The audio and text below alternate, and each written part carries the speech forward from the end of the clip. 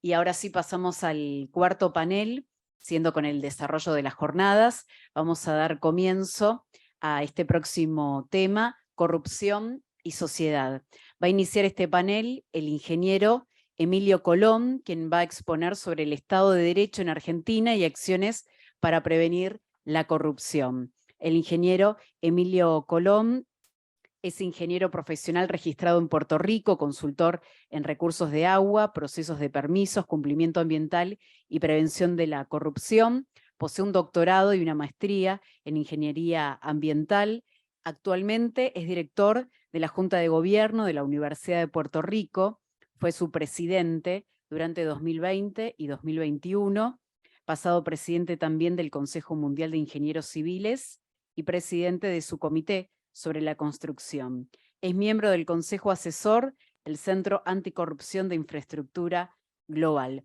Lo invitamos entonces, allí lo vamos a escuchar al ingeniero Emilio Colón. Muchas gracias y muy buenas tardes a ustedes. Ya es tarde a ustedes, todavía tengo por la mañana. Quiero la próxima diapositiva, por favor. Básicamente tiene los temas que voy a estar hablando. Básicamente introducción, Estado de Derecho, acciones de gobierno, capacidad gubernamental, movilización a la acción y entrar entonces en un resumen. La próxima, por favor.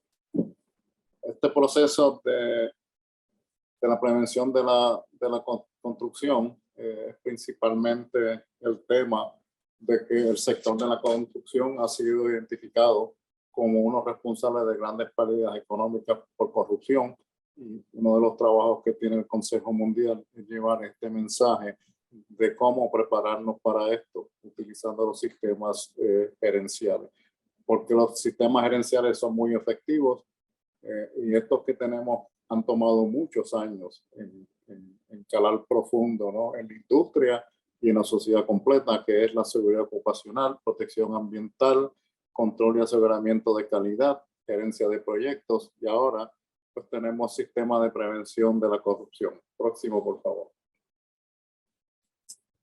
Esto todo se basa en los cuatro pilares, ¿no?, que tenemos, que son los valores, y tenemos que entender que en los valores está la función de la familia, la sociedad y también la educación.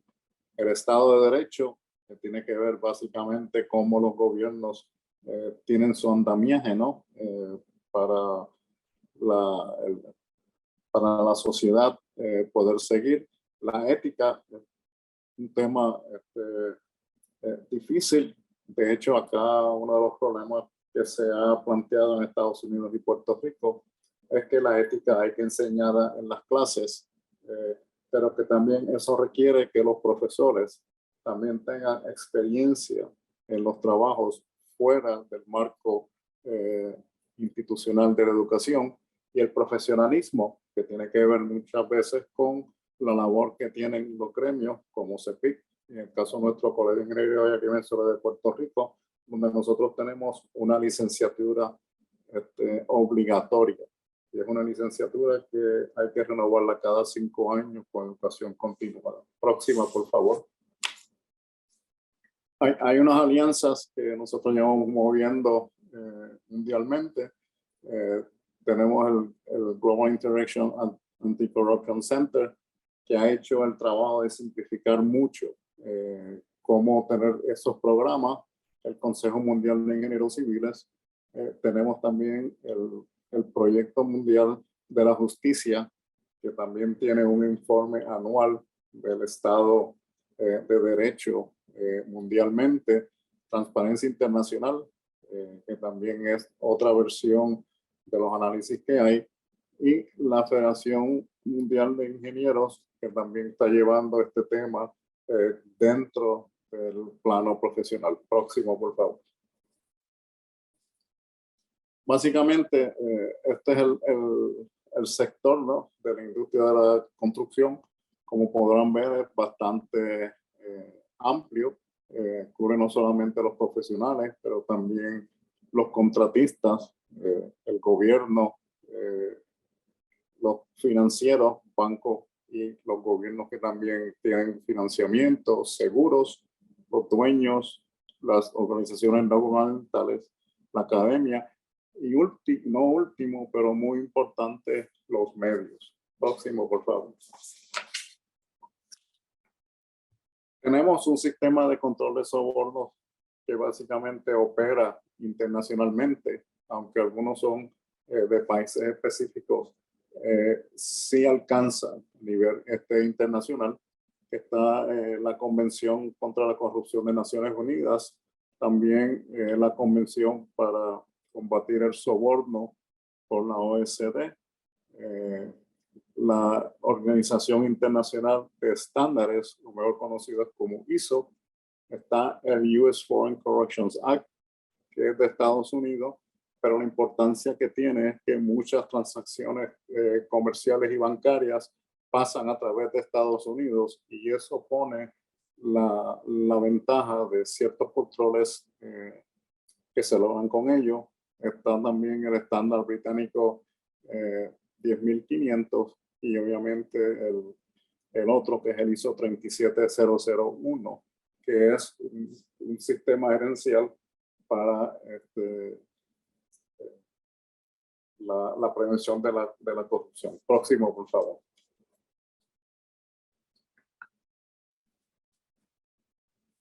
El programa de prevención de corrupción pues requiere leyes efectivas y su aplicación.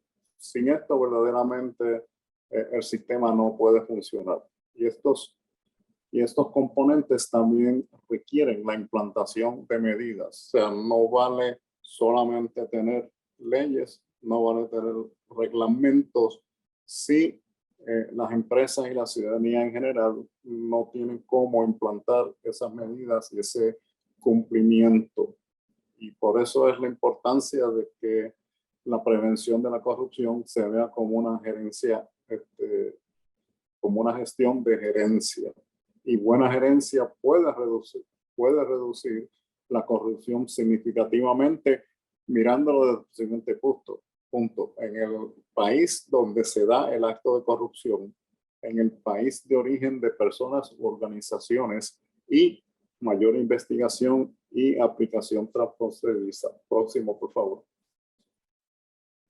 Y en el Estado de Derecho, pues podemos dividir esto en unos principios y también lo que se ha dado más de moda, que es desarrollar índices del Estado de Derecho, que lo hemos visto como el World Justice Project y también Transparencia Internacional. Próximo, por favor. Esto todo está basado en unos principios, claro está, y es que el Estado de Derecho son los cimientos de las comunidades para oportunidad e igualdad. Por lo tanto, vamos a tener las diferencias de ese Estado de Derecho entre país y país y regiones, dependiendo obviamente de los temas culturales y sociales. Pero la colaboración interdisciplinaria es la forma más efectiva de avanzar ese Estado de Derecho. Hay que unir a todos los grupos que estén todos en el mismo sistema. Y esto, por lo menos, los índices de Estado de Derecho nos dan unas evaluaciones para ver dónde está el país, dónde está una sociedad y qué trabajos se pueden utilizar para avanzar este tema. Próximo, por favor. Este tiene unos principios básicos que son que los gobiernos, funcionarios y agentes son responsables ante la ley. Esto es muy claro y muy importante porque no pueden ser las leyes solamente contra los residentes, sino también con los funcionarios. Las leyes son claras, disponibles en publicación, estables y ecuánimes, protegiendo los derechos fundamentales, incluyendo la salud de las personas y la propiedad. Y el proceso mediante el cual las leyes se establecen, administran y son enforzadas son accesibles, ecuánimas y eficientes. Próximo, por favor. Y tenemos entonces que la importancia del acceso a la justicia que provee mediante adjudicadores competentes. Esto quiere decir que el sistema judicial tiene que ser uno que tenga competencia, que esté al día con los temas, que esas decisiones judiciales se hagan válidas de manera de que la sociedad pueda entender cuáles son los puntos de hacerla, que sean independientes y éticos y que haya representación legal y oficiales judiciales en suficientes cantidades con recursos adecuados que reflejen la composición de la comunidad que sirve. Y aquí vienen servicios que por lo menos tenemos nosotros, donde se le da a las personas que no tienen dinero para poder pagar abogados, se le ayuda con asistencia legal. Próximo, por favor. El índice de Estado de Derecho, pues básicamente lo que es un instrumento de evaluación de ver cómo los distintos factores se pueden desarrollar en los distintos países.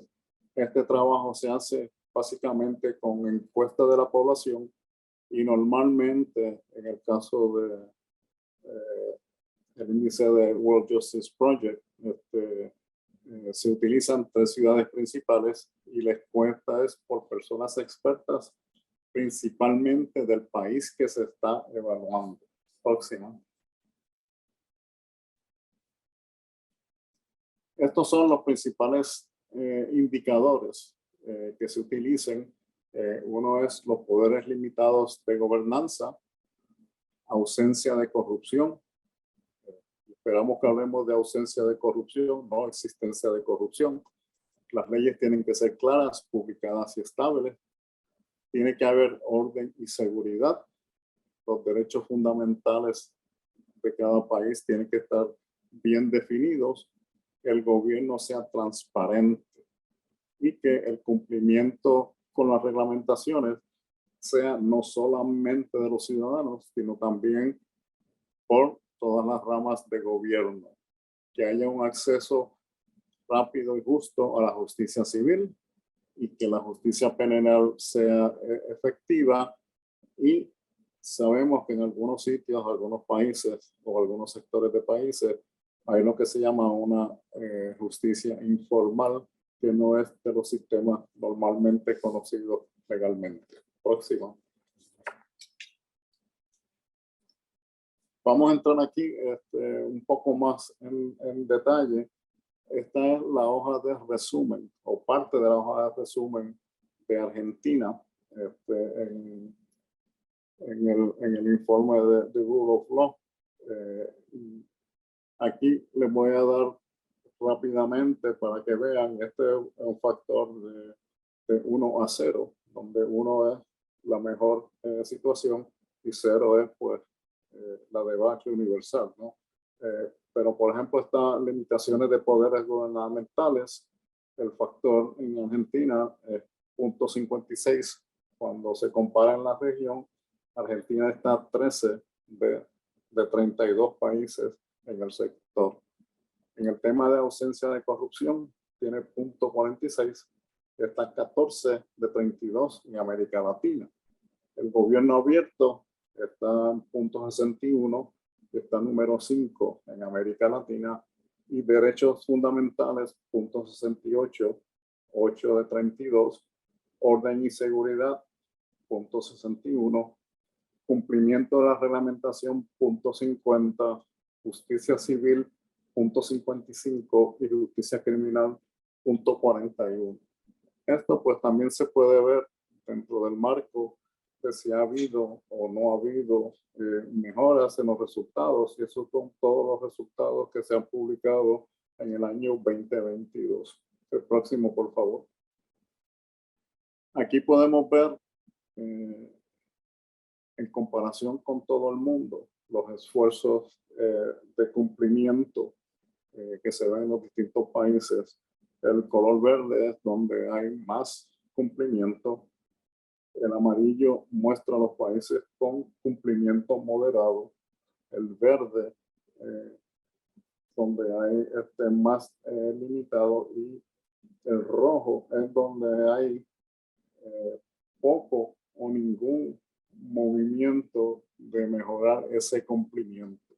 Esto lo que sirve de referencia es de dónde hay que poner los esfuerzos, ¿no? Para, desde el punto de vista del Estado de Derecho, para llegar a ese cumplimiento. Próximo, por favor. Un punto muy importante es si hay una reducción o no de los controles de los poderes gubernamentales. Obviamente, distintos países que tengan tres sistemas, tres sectores del sistema en su sistema, donde uno es el gubernamental o ejecutivo, el judicial y el legislativo, pues esto es lo que se propone si verdaderamente hay controles o se están erosionando, ¿no?, los poderes de gobierno. Próxima, por favor.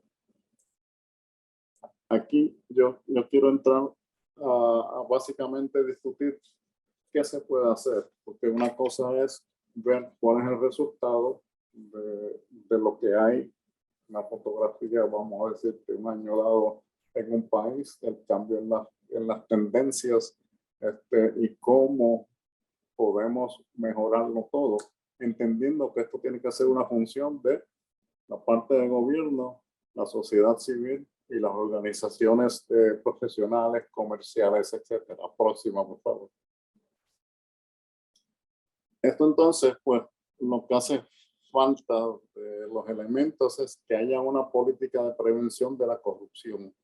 Esto quiere decir que todos los sectores de la sociedad tienen que tener una política de la prevención de la corrupción. El individuo es por su ética que ha aprendido en su familia y en la parte de educación. En la parte de gobierno es cómo ellos cumplen con las propias leyes que están pasando, y obviamente el sector privado, los profesionales y las empresas pues tienen que desarrollar sus políticas internas de cómo van a lograr ese cumplimiento. Y eso requiere liderazgo y responsabilidad en todos los puntos. Y la parte, obviamente, que es más crítica es el cumplimiento, como usted le dice, compliance, la palabra inglesa, donde ahí es que uno decide si va a cumplir o no. Eso también requiere que se vean bien claros los procesos decisionales, pero no solamente en gobierno, sino las empresas y, en nuestro caso, los ingenieros que practicamos nuestra profesión, tenemos que tenerlo también disponible. ¿Y cuáles son los recursos que están que se proveen, ¿no?, para poder hacer todos estos cumplimientos? Si el reclutamiento que se hace de los empleados incluye adiestramientos adicionales, temas como ética o conocimiento de los cumplimientos, pues esa es la parte más importante. Competencia de adiestramiento es crítico para nosotros los ingenieros. Por un lado tenemos nuestra competencia de adiestramiento en los cambios que hay de materiales, normas de diseño, etcétera. Y esa parte, pues, en el caso nuestro, en Estados Unidos normalmente, nosotros tenemos requisitos de licencia.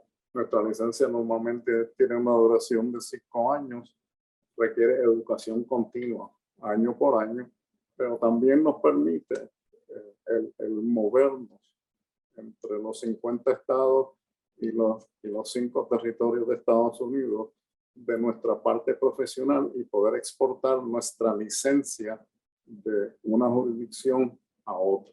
En ese sentido, pues es algo que ayuda mucho al pueblo saber de que hay profesionales que tienen una licencia y están al día en sus problemas. El tema que está saliendo más y más es el análisis de riesgo y las auditorías. ¿Cómo hacer las auditorías? Que pueden ser hechas individualmente del profesional, de la compañía, pero también de la parte del gobierno, que quizás son las que más se ven, y también ver los controles que puedan tener cada uno en esto. Próximo, por favor.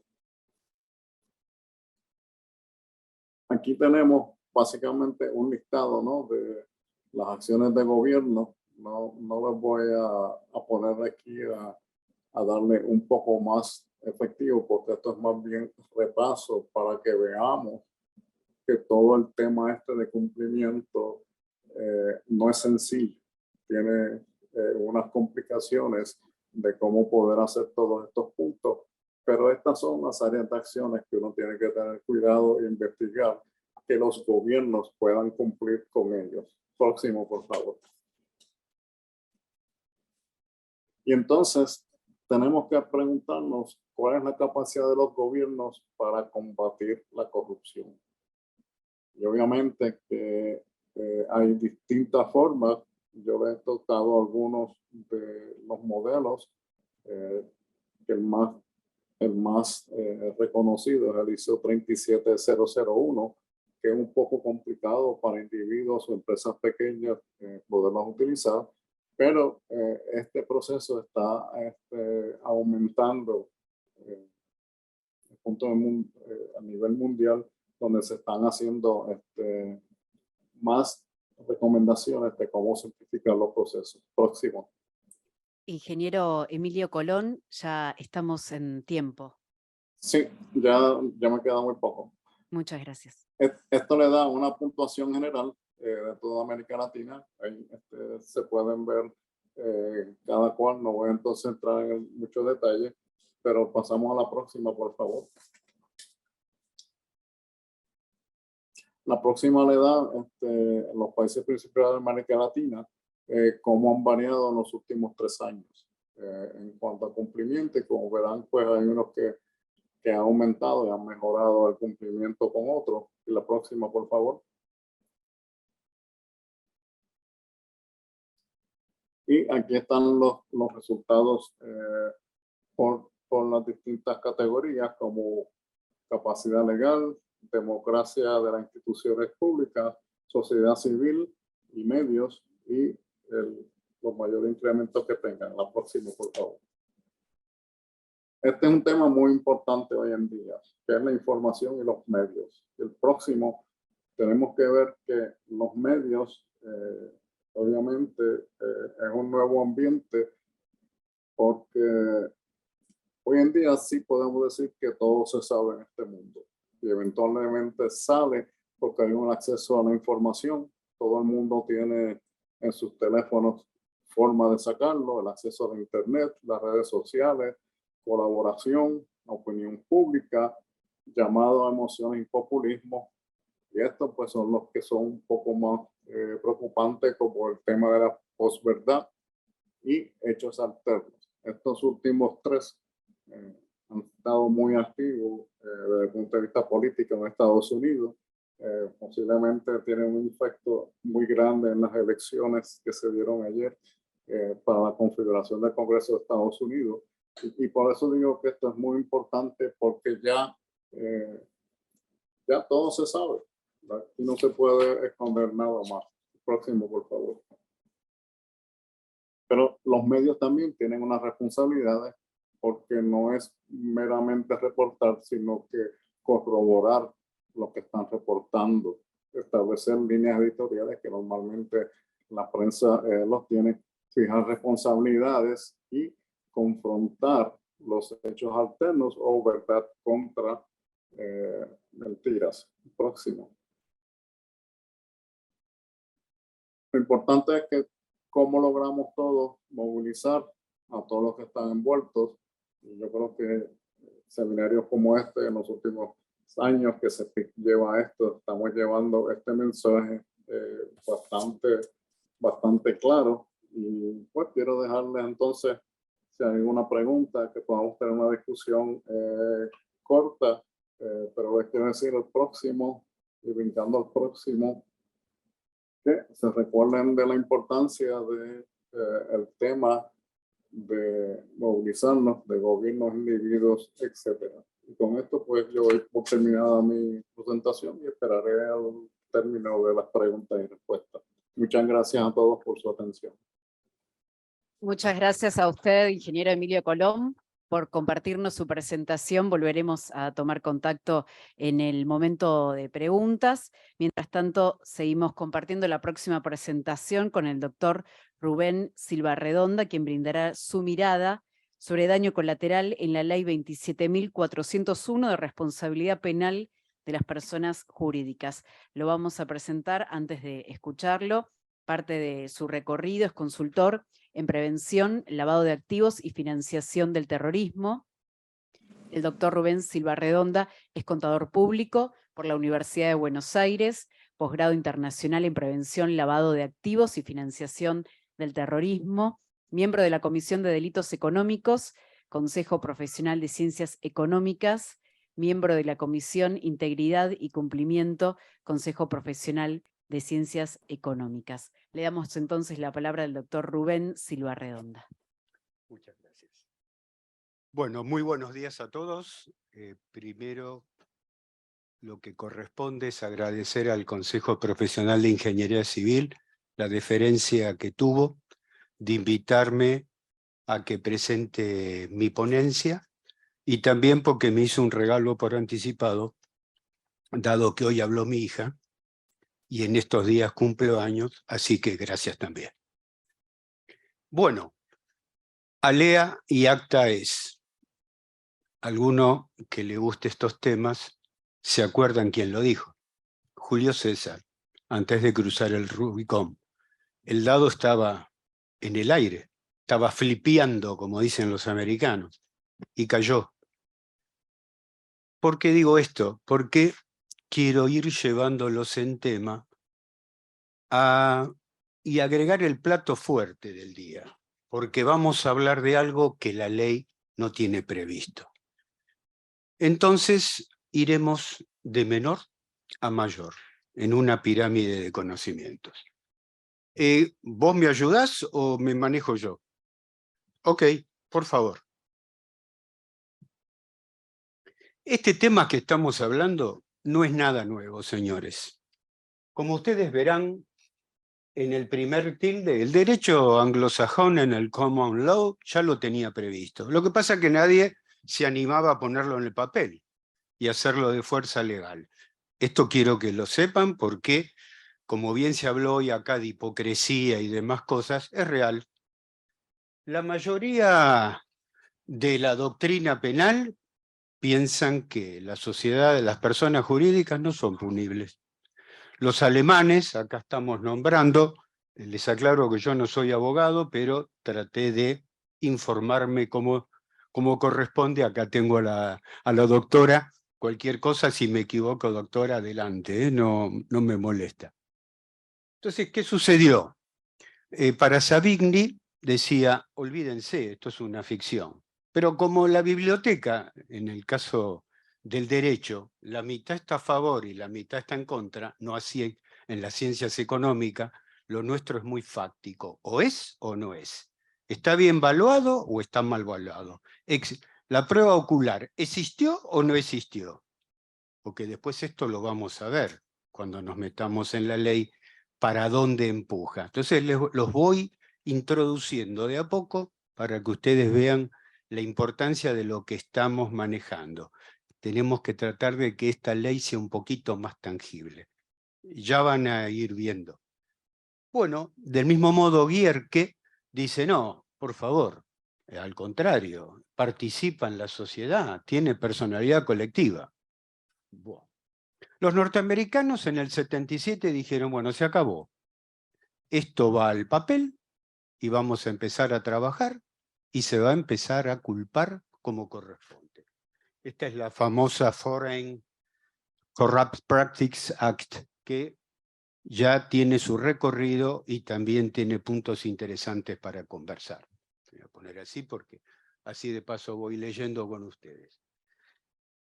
Vino otro problema, si es que se puede llamar un problema, desde el punto de vista de la técnica legislativa.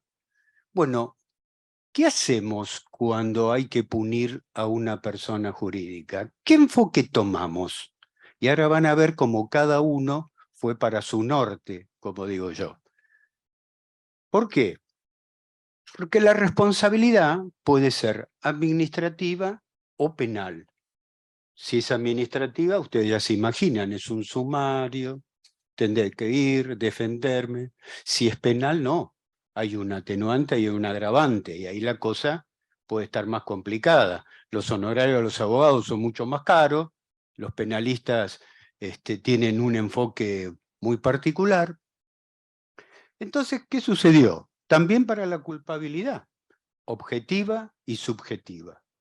Todo esto lo que quiero hacer es darle los antecedentes legislativos para que ustedes vean cómo desembocamos en la 27401 que tiene marca registrada en la República Argentina. Bueno, ¿qué pasó? Alemania y Brasil, por ejemplo, dijeron no, vamos a dejarlo administrativo porque los alemanes no se querían meter tanto en este tema. España no, mucho más dura, dijo esto va a ser penal. Paraguay, hoy por hoy, lo deja en las personas humanas, o sea que considera que la persona jurídica no delinque. Luego viene el pionero en Sudamérica, que es Chile. Cuando ingresa como miembro activo de la OCDE, ¿qué pasa?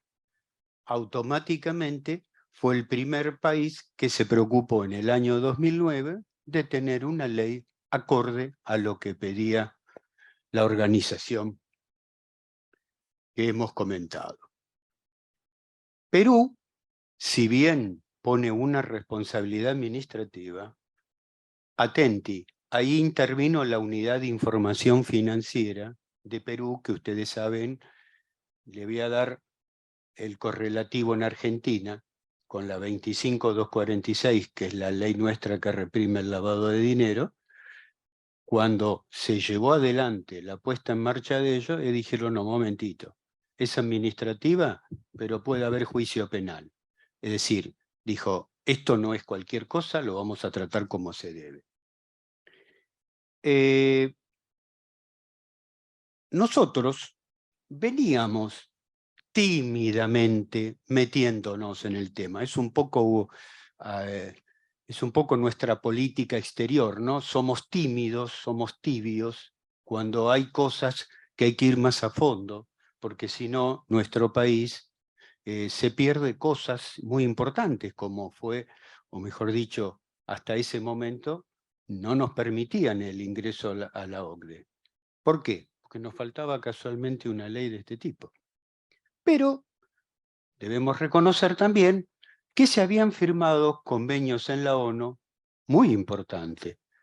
El convenio, uno de los más conocidos, es la delincuencia organizada, de corrupción. Y también estábamos trabajando desde el año 2001 con la supervisión de la OCDE en un grupo de trabajo de corrupción. Bueno, nosotros, ¿qué hicimos? Hicimos una diagonal. Adoptamos el modelo chileno. Ya lo tenían, estaba aprobado, y fuimos con esa línea. ¿Qué adoptamos? Responsabilidad penal.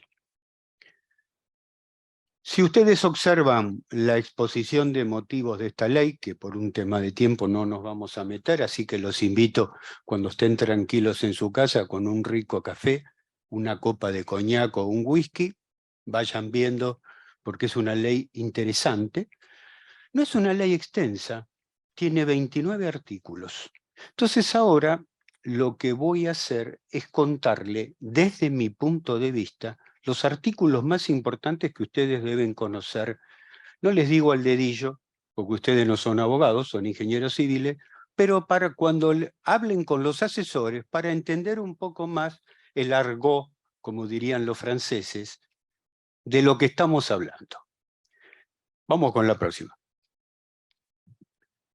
Acá tenemos los artículos que a mi entender, no sé si los logran ver, creo que el color acá un poco nos traicionó, pero principalmente para que ustedes sepan, acá estamos hablando que taxativamente las personas jurídicas son responsables totalmente. Segundo, vamos a las penalidades, que van de 2 a 5 veces el beneficio indebido. Les aclaro que la ley en ningún momento define el beneficio indebido. Por supuesto, somos gente con educación cuaternaria, nos vamos a dar cuenta que es el beneficio indebido. Ya cuando yo vaya avanzando, algo voy a agregar, por supuesto, como siempre les estoy anticipando, desde mi punto de vista, desde mi óptica. Con esto quiero decir que no soy el dueño de la verdad absoluta. me gusta el intercambio de ideas, o sea que lo podemos conversar y discutir amablemente. Otro artículo importante que no se ve ahí son no solamente que las personas jurídicas son pasibles de un tema penal, sino también estamos hablando de todo lo que es delitos contra la administración pública y fraude contra la administración pública, dicho de otra manera, que son los delitos precedentes en la ley 25.246, que ya les comentara, que es la que reprime el lavado de dinero en la Argentina.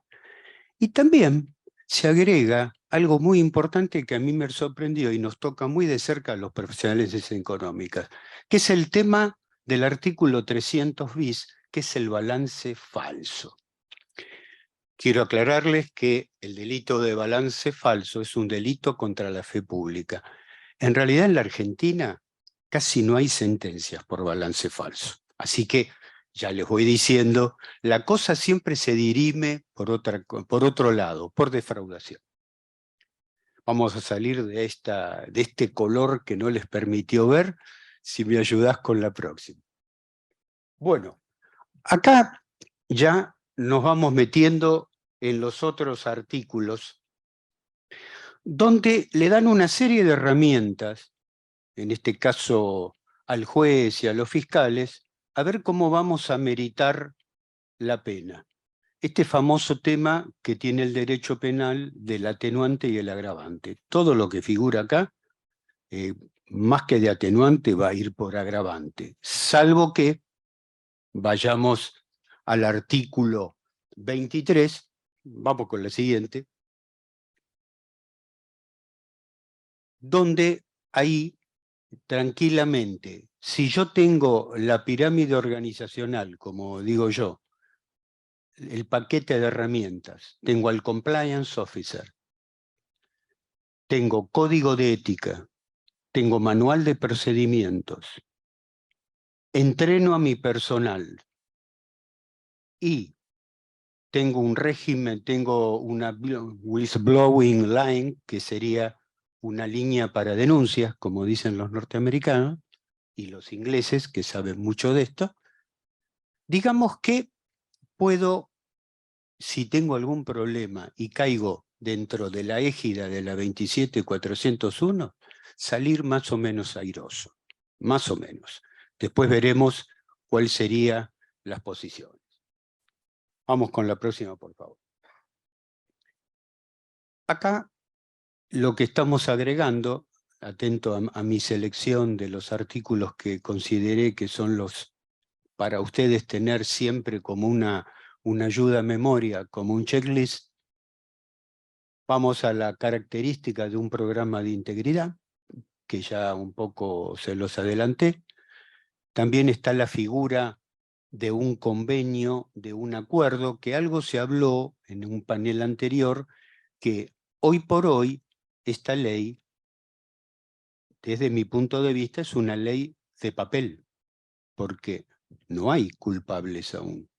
Lo que hay tímidamente hasta ahora es un acuerdo de partes donde hay una empresa que se ve, y esto lo digo en criollo, se mandó una macana grande y dijeron, ojo, que hay que pagar 2 a 5, límite inferior 2, límite superior 5, como les gusta hablar a ustedes los ingenieros de los límites.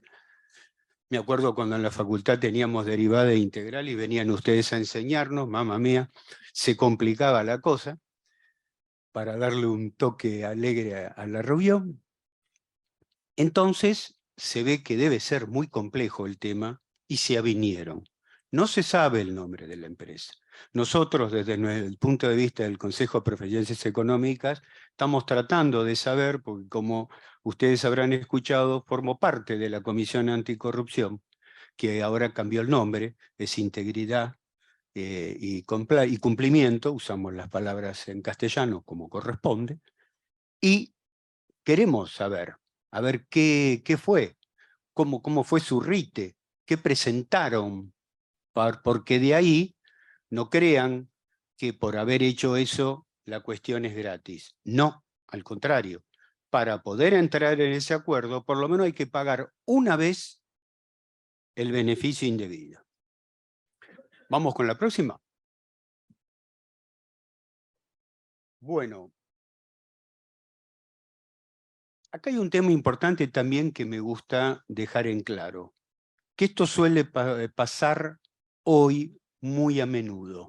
Supongamos que todos nosotros formamos parte de un grupo económico y decidimos comprar 4 o 5 empresas nuevas, porque son constructoras, son muy buenas, están ubicadas en distintas partes del país. ¿Me eximo de algún problema en la 27401 si después se descubre, a pesar que el due diligence, esto lo va a dejar bien claro, que no me hago responsable de lo que viene para atrás, sobre todo en el tema de cuestiones penales? No, no me eximo. Entonces, si ustedes están por asesorar a alguien que está por comprar empresas en este tema, deténganse un poquitito y miren un poco la historia de la empresa y si hubo algunos problemas de que penalmente haya estado incursa en algún problema de este tipo. Vamos con la próxima, por favor.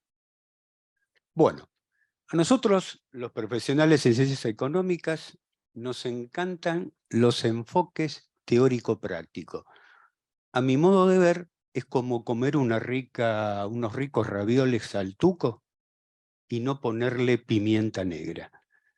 Para mí la pimienta negra es cuando entramos a la parte práctica, porque acá vamos a ver cómo nos paramos frente a la ley. Entonces se me ocurrió traer un ejemplo, pero primero quiero agradecerle al ingeniero Gustavo Pagnani, que me enseñó el argot de ustedes, porque hay cosas que nosotros los contadores no manejamos.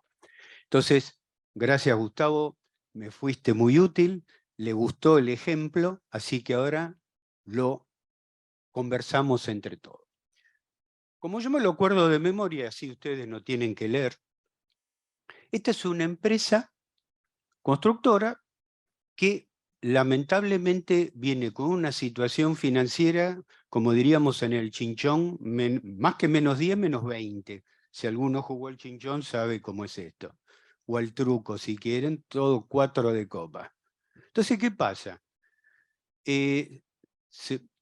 Ven que hay una posibilidad de ganar una licitación. Hoy fue un tema que hablamos hoy también. La señora Ackerman algo hablamos también, que escuché.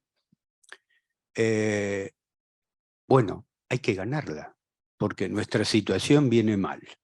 Entonces, como ustedes verán, es una pavimentación donde, ¿qué deciden? ¿Por qué no hablamos con los inspectores y les comentamos que en vez de poner 10 centímetros de capa asfáltica, pongamos 5? Quiero aclararles que este ejemplo salió de mi imaginación, pero que esta tipificación delictiva ha existido y mucho. Entonces, ya que estoy, ustedes son los Messi y yo los acompaño, porque ustedes son los que saben de esto. Entonces, empecé a elaborar el tema y se me ocurrió, bueno, a ver, ¿qué les puede, esto que es lo que estoy haciendo, es la elucubración que hizo el directorio de esta empresa, a ver cómo podía convencer a los inspectores. Entonces dijeron, bueno, mirá, ahí ustedes están viendo que tenemos una licitación de 200 millones, donde el tema de la capa asfáltica son 120 millones. Acá el asesoramiento de Gustavo fue muy preciso. Me dijo, los números van por ahí, bueno, fenómeno. Entonces, ¿qué le agregué yo? Bueno, como la empresa venía muy mal y de 120 millones es un tema interesante, ¿qué dijeron? Bueno, ¿cuánto le damos a estos muchachos? Vamos a hablar técnicamente porque estamos en un lugar técnico. El cohecho que vamos a ofrecerle, ¿cuánto es? Y bueno, empecemos con un 25. Si les interesa la partida, total ellos lo que tienen que decir que hay 10. cuando en realidad hay 5. Bueno, no sé, como ustedes verán acá, ese sería el tema que quedó planteado. Ya el fiscal, cuando haga su investigación y empiece a cargar la carátula, entiéndanme, hay más agravante que atenuante acá. Y ahora vamos a ver. Entonces, vamos a la que sigue, por favor. Antes de avanzar y darles la solución del caso práctico, vamos a definir el beneficio indebido, porque no lo vimos escrito por ningún lado ni definido. Nuevamente, esto viene de mi elucubración. Vamos a definir esto y vamos a, esta definición la vamos a separar en varias partes. Ante todo es una ganancia espuria, porque yo no me la estoy ganando trabajando, transpirando, como hacen ustedes los planos, que trabajan un montón, mucho AutoCAD, y ahora habrá chiches nuevos. Y esta persona jurídica, y a través de un modus operandi delictivo, ¿qué hace? Primero incumple lo que firmó que iba a cumplir. ¿Ok? Y nos basamos al pliego de condiciones. Entonces, incumple o también compra voluntades, que en este caso, ¿qué es lo que estábamos buscando? Omitir los controles, porque en una obra normal que se haga una cosa así, inmediatamente el inspector no aprueba el avance de obra, ¿no es cierto? Y directamente hasta se pueden quedar sin la obra. Si me equivoco, díganmelo ustedes, porque los Messi son ustedes. Yo acompaño desde el arco. Entonces, ya vamos viendo cómo se va armando este tema. Entonces ahora, como les comenté que a mí me gusta la parte teórico-práctica, vamos con la próxima. Acá calculé cuánto se hubiera quedado a la empresa y cuánto tenía que repartir. Y acuérdense que les dije un tema interesante, el artículo del Código Penal 300 bis, balance falso, porque lo necesitamos acá. Y ahora van a ver por qué. Bueno, algo que no les alcancé a decir para no leer, porque no me gusta leer los slides, me gusta comentarlos, me gusta que a mi modo que sean disparadores, triggers, como dicen los americanos. ¿Qué pasa? Los inspectores son 5, pero hay uno que es supervisor. Entonces dijo, un momentito, si yo acá tengo 4 jinetas sobre el hombro y ellos tienen una, yo me llevo un 10% más. Entonces, ¿qué tuve que hacer? Tuve que ver, hagamos de cuenta, entre comillas, que yo soy el gerente financiero de estos muchachos que andan por izquierda. Entonces tuve que empezar a calcular. Y dije, bueno, de acuerdo a lo presupuestado, habíamos dicho que la capa asfáltica son 120 millones de pesos, le proponíamos el 25, bueno, fenómeno, se quedan con 30 millones, y ahí viene el prorrateo. Bueno, ¿y cómo lo prorrateamos?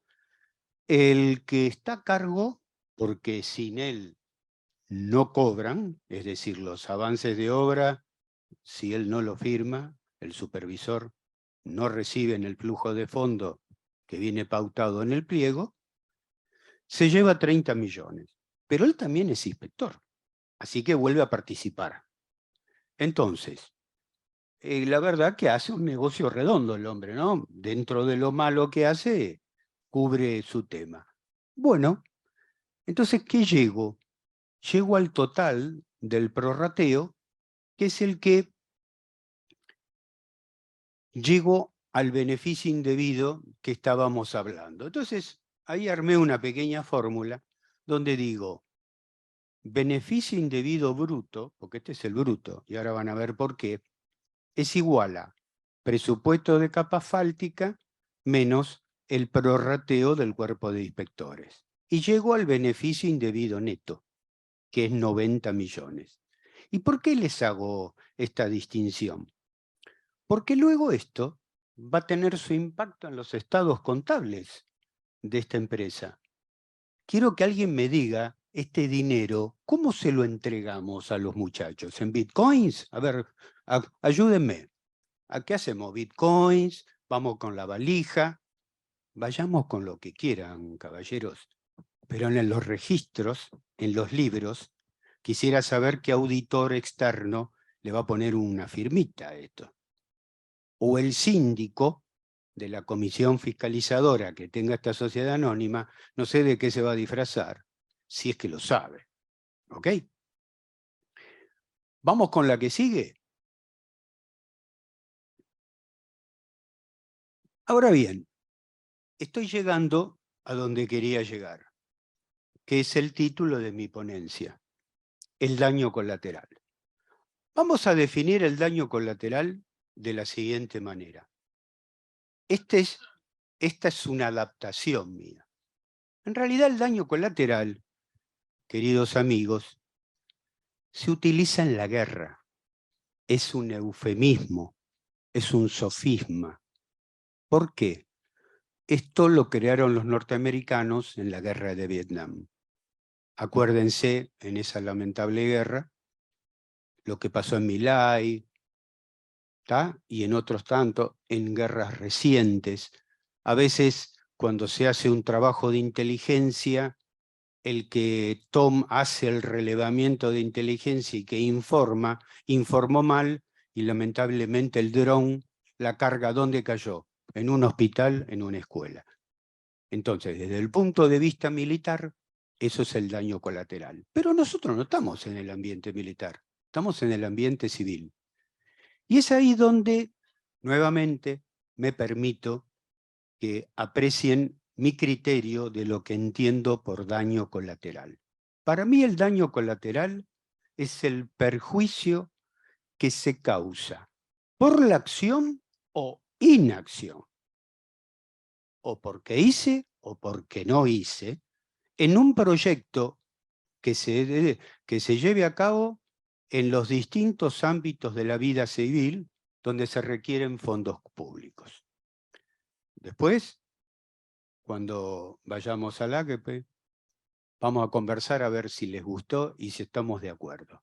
Esta es mi idea de daño colateral que la ley no lo tiene previsto.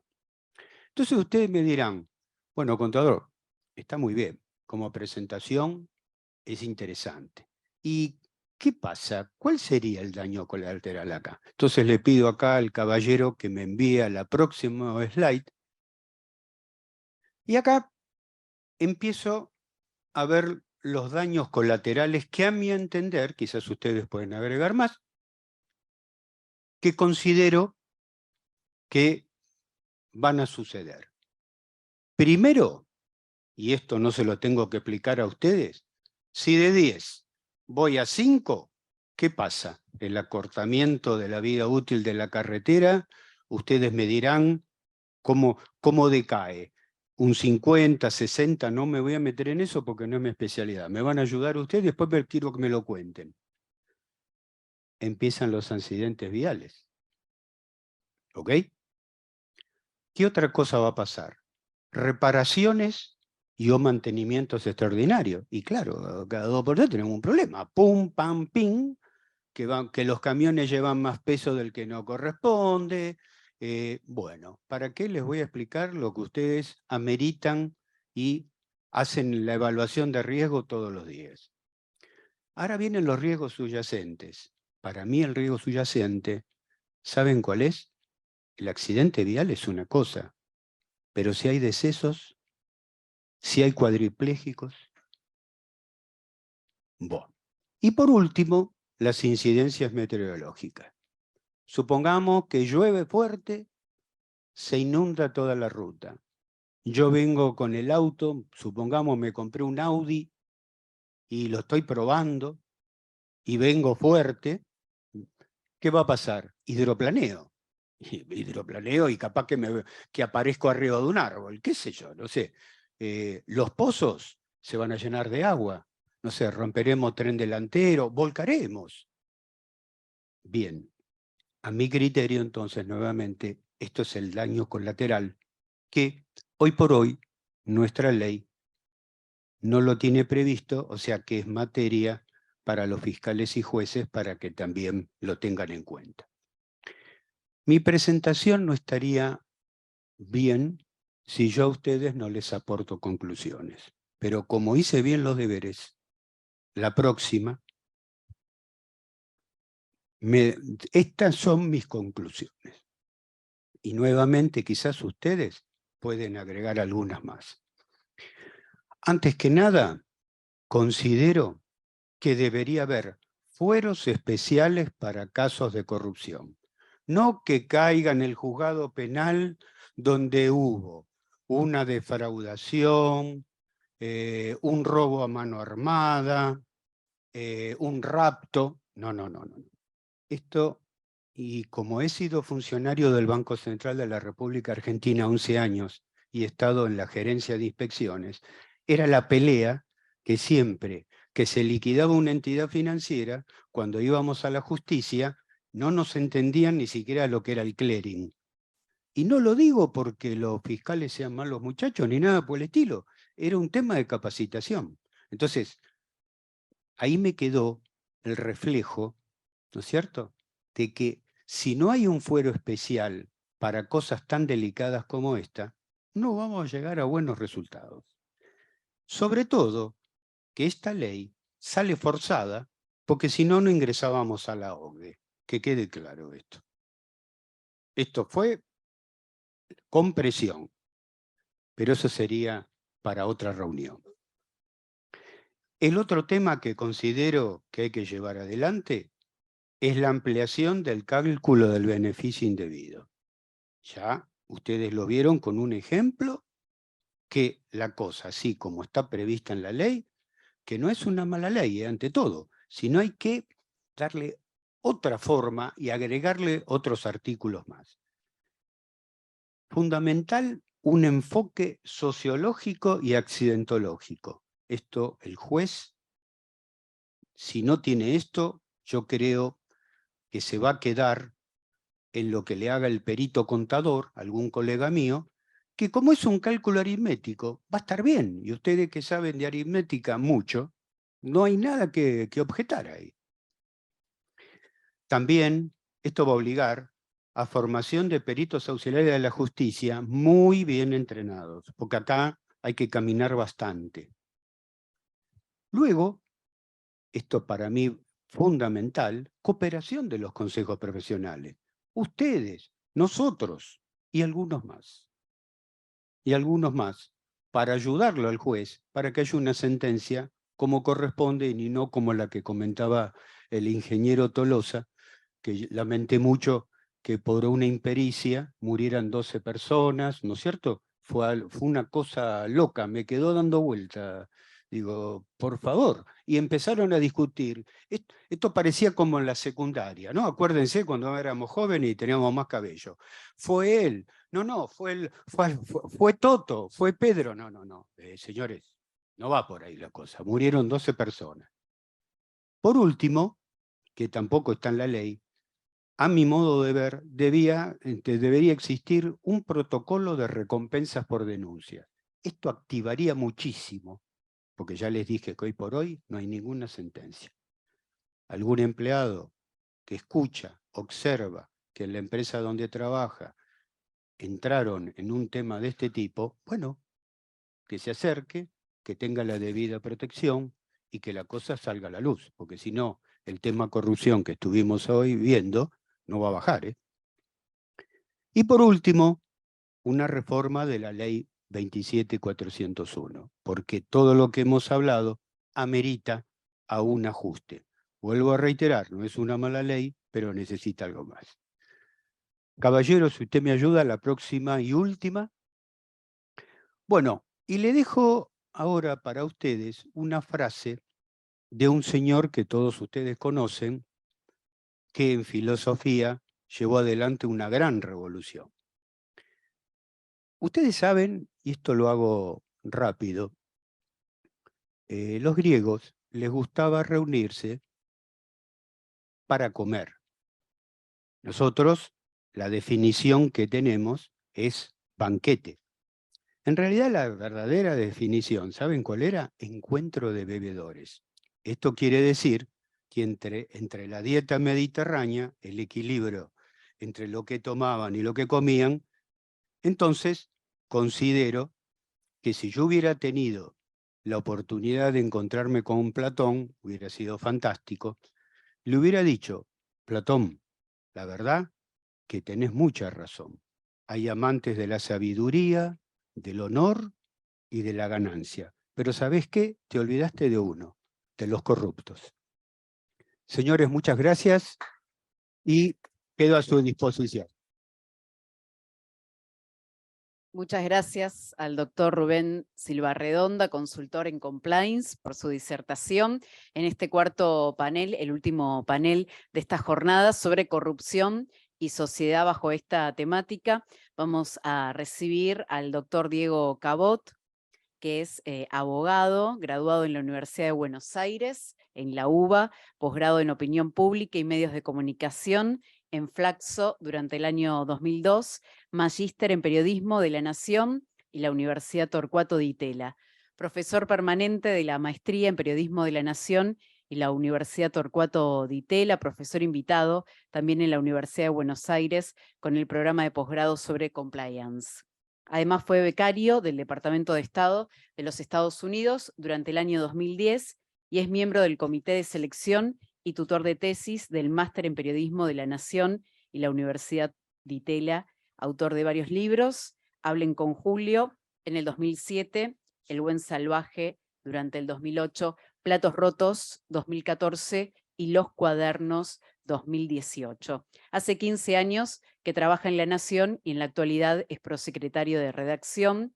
El 31 de agosto de 2018 publicó la investigación sobre los cuadernos de las coimas, el trabajo periodístico sobre corrupción público-privada más relevante de la historia de la Argentina, parte del recorrido del doctor Diego Cabot, que ya lo escuchamos. Bueno, muchas gracias. La verdad que voy a tratar de ser lo más breve posible porque venimos atrasados. Los pocos minutos de cada uno, no vale la pena hacer esas presentaciones tan largas para la próxima, apenas periodista.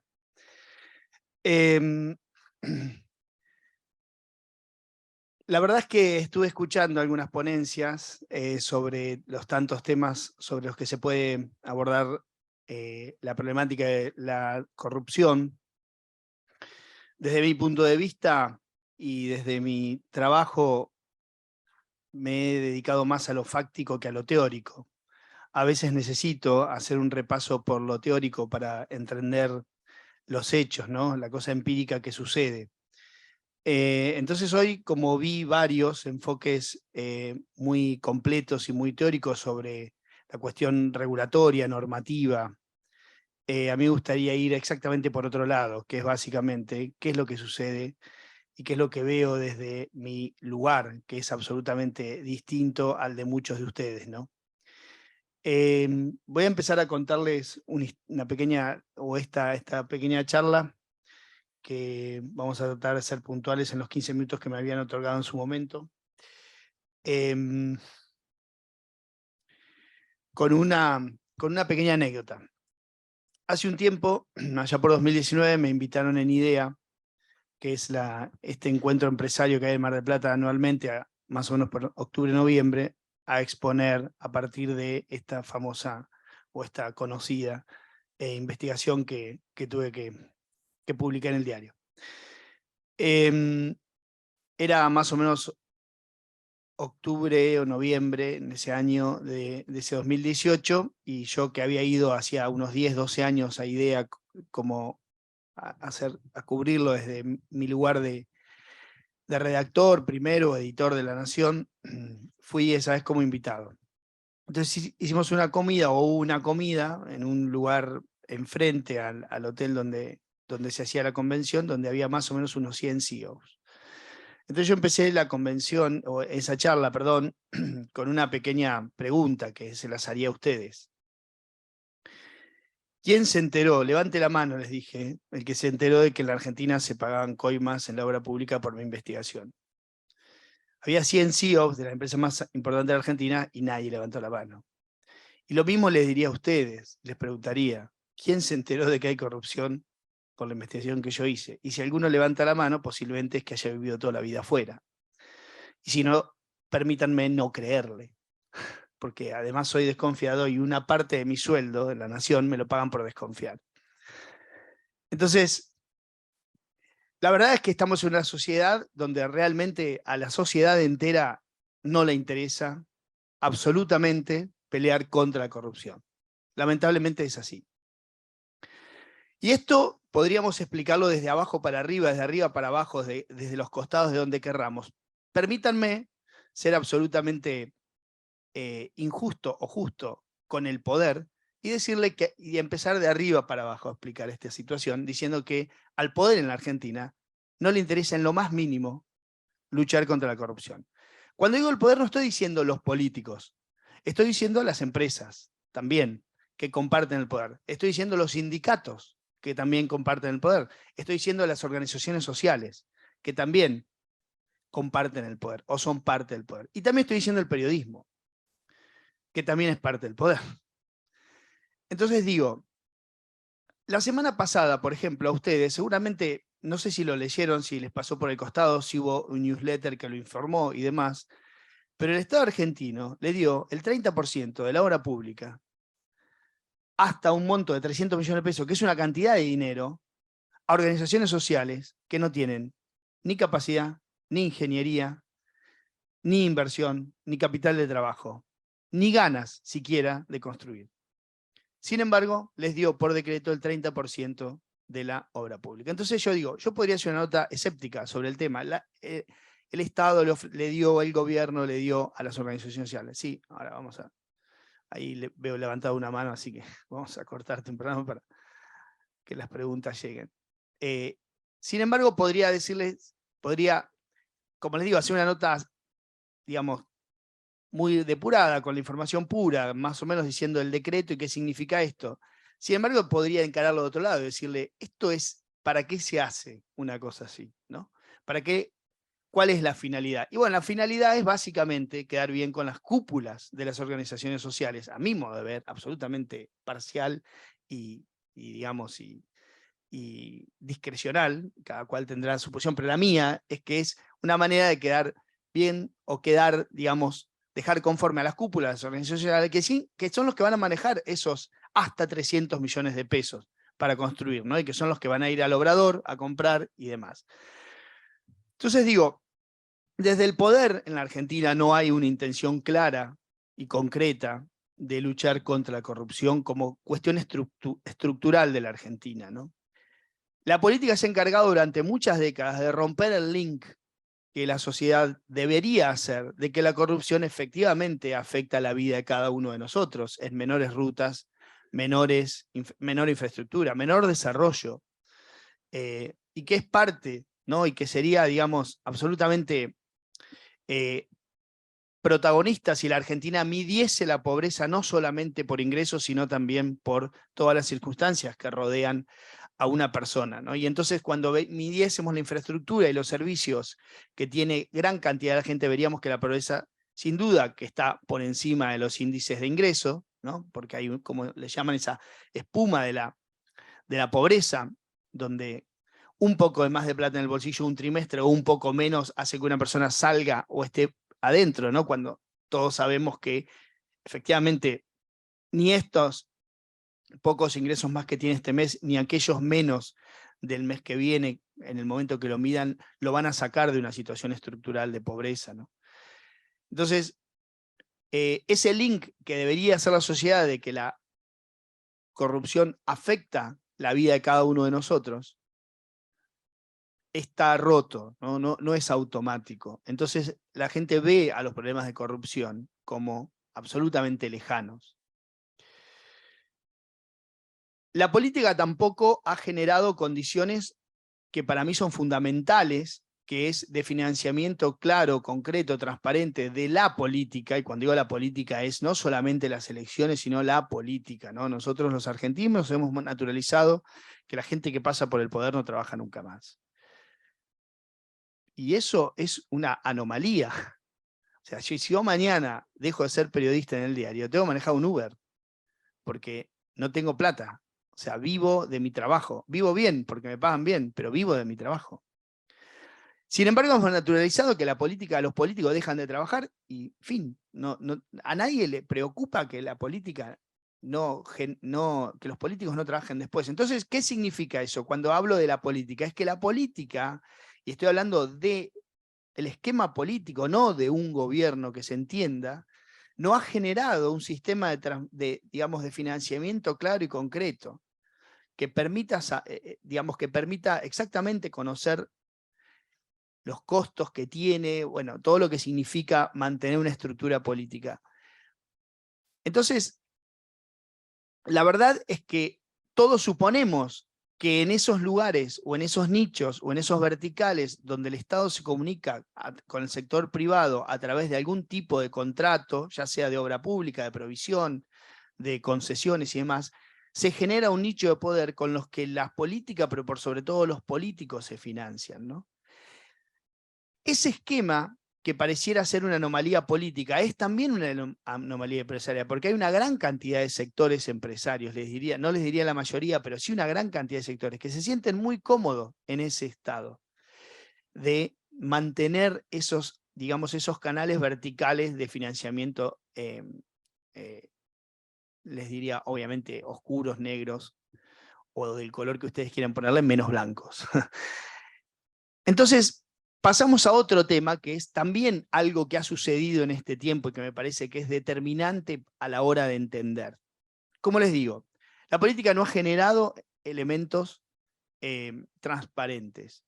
El Estado se ha hecho presente cada vez más en la vida de todos los sectores sociales y económicos. Si yo les dijese, y vamos, no quiero, digamos, ser injusto con ustedes, ni con vuestra profesión, ni con ninguna, y me voy a inculpar. Si yo les dijese, ¿qué pasa mañana si el Estado se retira como gran, digamos, actor en el mundo de la publicidad? Posiblemente se depure el mercado de los medios y queden muy pocos, los que son elegidos por la audiencia, los que tienen la posibilidad de que una empresa de teléfonos vaya ahí porque quiere vender teléfonos y no porque quiere quedar bien con tal o cual, ¿no?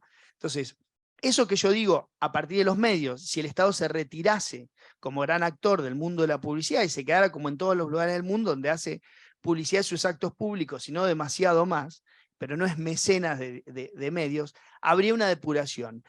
Si el Estado se retira como gran contribuyente en otros sectores, imagino que pasaría lo mismo, ¿no? Y aquí vamos, si quieren, al caso más extremo de la obra pública, que es las constructoras. ¿Qué pasaría, no?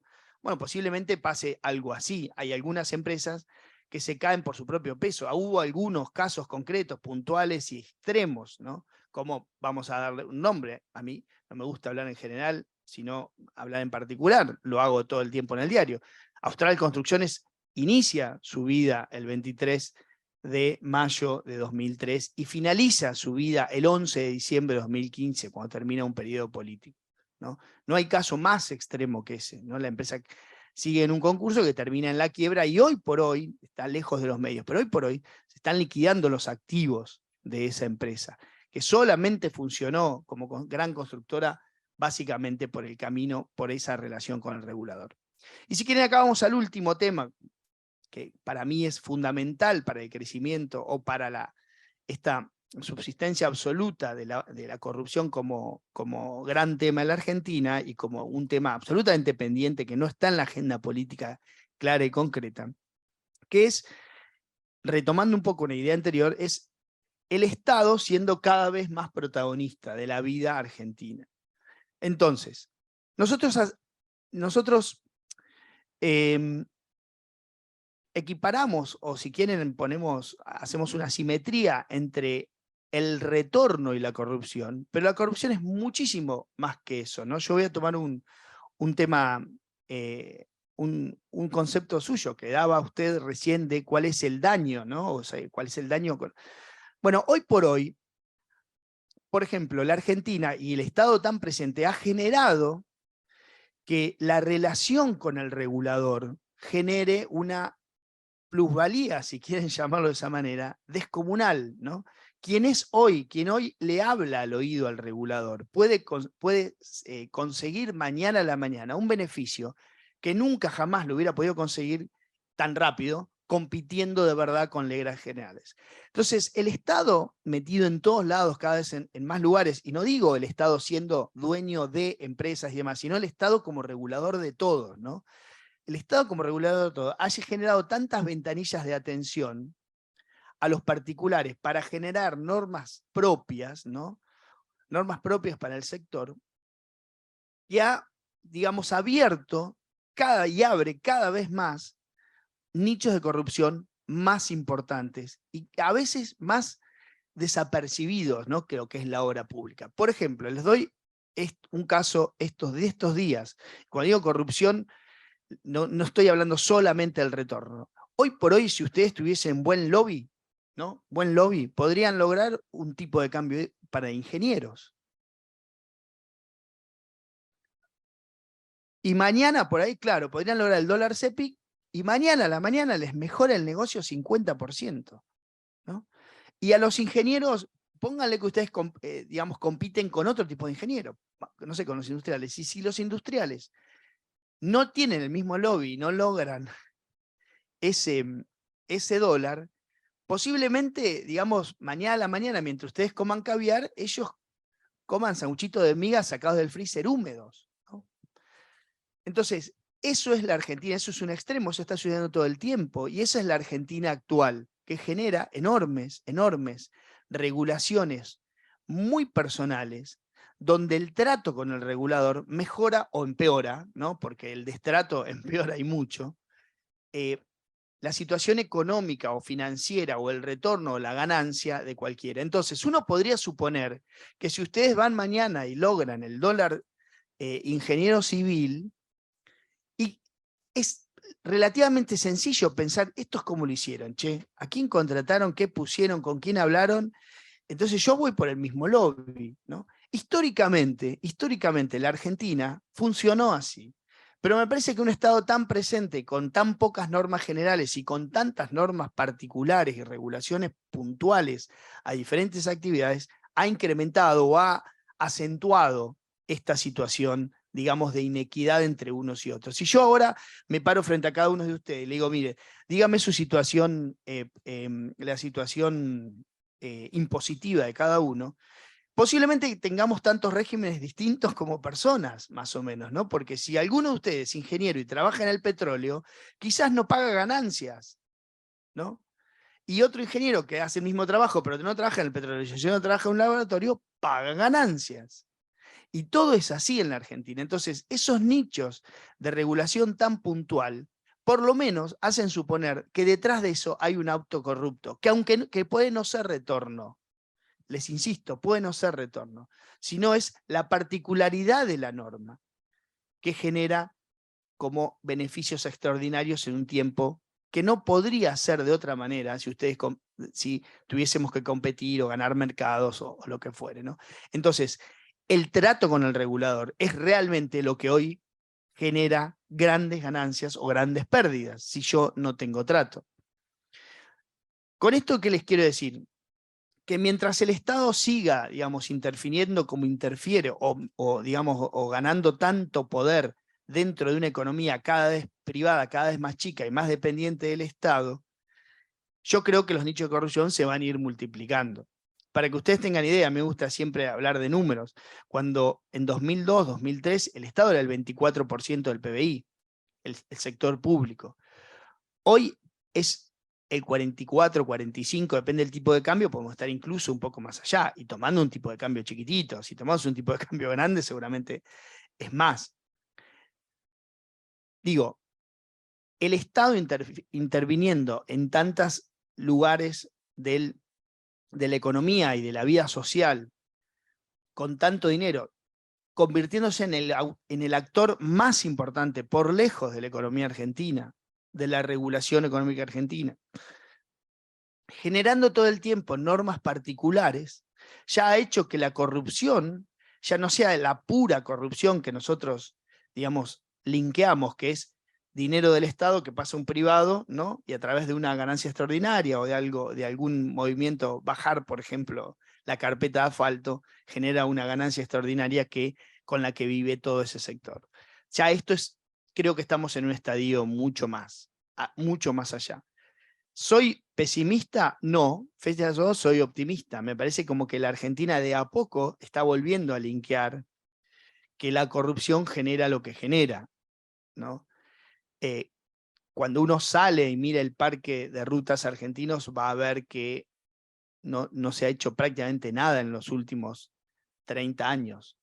O sea, no hay un cambio estructural. Hay algunos tramos de autopista en algunos lugares que hasta a veces terminan impunemente diciendo, se termina la autopista y uno termina en un embudo, ¿no? Digo, pero hay cosas absolutamente, casi les diría como que espasmódicas.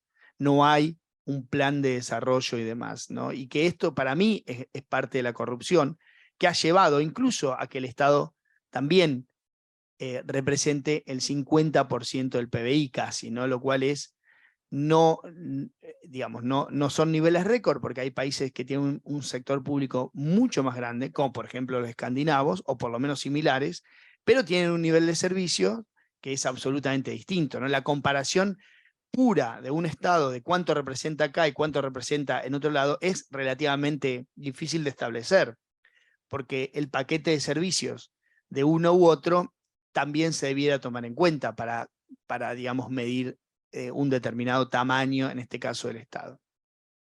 En conclusión, y digamos porque allá ya ni bien empecé a hablar, había una pregunta, así que imagino que ya ha venido casi antes de que haya empezado, porque a las primeras palabras ya tenía una pregunta y me gustaría contestarla. Lo cierto es que, ¿qué considero? Que no hay una imposición ni tampoco del electorado. El electorado tampoco le interesa tanto el tema de corrupción. La verdad, considero que a la gente tampoco le interesa tanto. Me parece que es que gran parte de la población tiene urgencias mucho más urgentes que ocuparse de la institucionalidad de los contratos, ¿no? O de la transparencia de los contratos. Entonces, eso sucede, que la economía finalmente manda y mucho en los gustos electorales. Segundo, ese proceso que fue relativamente puro me parece que está cambiando un poco y que ya sí se está haciendo un poco más el link de que no se hace nada, de que no se avanza, de que el paquete de infraestructura cada vez es menor, de que todos los argentinos pagamos y pagamos y pagamos y finalmente lo que recibimos del otro lado es relativamente poco. Tercero, me parece que la Argentina debiera empezar a caminar hacia regulaciones más generales y que generen menos nichos, ¿no? O menos confesionarios para hablarle al oído a funcionarios. Creo que hemos perdido algunas oportunidades, de legislar de verdad sobre temas de corrupción. Por ejemplo, el caso que a mí me tocó investigar afectó prácticamente al gran porcentaje de la obra pública y ahí se podría haber avanzado si el gobierno hubiese querido en algún tipo de sistema como en Estados Unidos, donde las empresas asumen sus culpas, presentan un plan de acción, pagan una multa y bueno, siguen funcionando, reconocen sus hechos, ¿no? Como hace la SEC en muchos lugares, porque la verdad es que avanzar contra todos y tratar de meter preso a centenares de empresarios, de funcionarios, eso no funciona. Por ahí hay que ser un poco más pragmático, ¿no? Y decir, bueno, a ver, pasó esto, ¿cómo hacemos para salir de acá? Reconocer las culpas y demás. Hoy estamos en una entelequia judicial que no sabemos cómo va a terminar, y en lo administrativo todas las empresas siguen operando prácticamente sin ningún tipo de problema, ¿no? O sea, no han tenido ningún tipo de astilla por el asunto, más allá de que algún empresario perdió, por así decirlo, el ticket social, ¿no? Es decir, entro al club donde antes entraba y era Gardel, y ahora soy un ignoto cantante de tango o un repudiado cantante de tango, porque pasé por la cárcel y demás, ¿no? Me parece que hemos perdido algunas oportunidades. Como les digo, no creo que hoy por hoy sea una prioridad ni para los funcionarios, ni para la política en general, y me parece que la sociedad de a poquito empieza a volver a hacer ese link, de que aquello genera esto, ¿no? Y de que una cosa un poco genera, es la causa o la consecuencia del otro, ¿no? Me parece que, como les decía, que hay mucho por hacer, hay casos exitosos, pero para todos se necesita una enorme decisión política. Y como ustedes verán, casi no hablé de la justicia, ¿no? Porque yo creo que la justicia trabaja con las leyes que le da el Estado, o el poder ejecutivo o el legislativo. En realidad el poder ejecutivo puede ser uno de los que impulsa las leyes, o el mismo legislativo, pero lo cierto es que le da el legislativo. El presupuesto también se lo da otro Estado, los recursos se los da otro Estado, y los jueces los nombra otro poder, ¿no? No otro Estado, digo. Los recursos se los da otro poder, las leyes con las que se mueven se los da otro poder, y a los funcionarios los nombra otro poder, ¿no? Por lo tanto, digamos, la justicia es el fiel reflejo de lo que la política quiere que sea la justicia, ¿no? Por eso yo no soy tan de dedicarme tanto a la política, porque la política, a la justicia, porque la justicia es realmente, para mí, a mi modo de ver, un fiel reflejo de lo que la política quiere que sea. Y la política no quiere que la justicia investigue al poder. Esa es la verdad, y en ese proceso estamos. Con algunos jueces que van para atrás, para adelante, como pueden, con normas que son muy permisivas para la defensa, con recursos que les puedo asegurar que hay tribunales que no pueden fijar sus audiencias para juicio oral porque no tienen disponibilidad de salas de audiencia, pasan esas cosas. Entonces digo, me parece como que es la política la que debe imponer el tema en la agenda, y para que la política lo imponga, lo tiene que imponer la sociedad. Por ahora la sociedad tiene urgencias que les digo, como llegar a fin de mes en gran parte de la sociedad, que le impiden mirar esas cuestiones institucionales. Yo estoy acá y lo que me quieran preguntar, aquí estoy. Creo que había una pregunta, si me la querés hacer, no sé si ya estaba. No nos llegó esa pregunta específica, bueno. Pero bueno, por cuestiones de tiempo me acaban de informar que te van a enviar todas las preguntas para que puedas, en todo caso, responderlas. Bueno, perfecto. Entonces cierro con una pequeña conclusión. Le alcanzamos el micrófono en todo caso para que la gente que esté en el Zoom pueda también escucharla.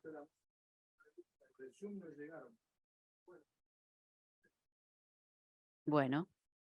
No sé si alguien quiere, si no... Creo que es por allá. Sí. Así le alcanzamos el micrófono y los asistentes virtuales también pueden escucharlo.